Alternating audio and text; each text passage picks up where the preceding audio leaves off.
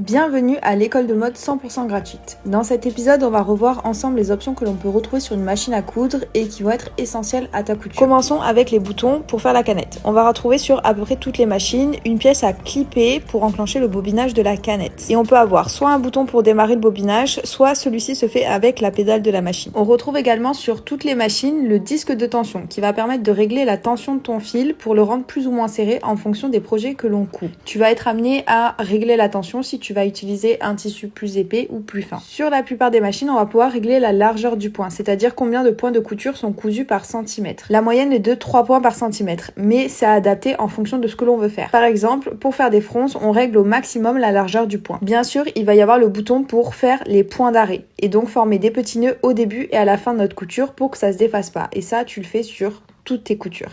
Et sur certaines machines, on va pouvoir venir régler la vitesse à laquelle on coud ou encore avoir un coupe-fil. Et si ta machine te propose de réaliser plusieurs points de couture, tu vas avoir soit une molette à tourner en choisissant le numéro qui correspond, soit un petit écran comme sur la vidéo. Ça va te permettre de changer de point de couture en fonction de ce que tu veux faire. Le point le plus utilisé est le point droit, mais tu peux être amené à utiliser le point zigzag pour des tissus stretch par exemple, ou faire des finitions ou encore des boutonnières. J'ai droit à seulement 1 minute 30 de vidéo, donc on se retrouve lundi pour la partie 2 et ensuite on verra comment enfiler et faire une canette pour pouvoir coudre en toute facilité.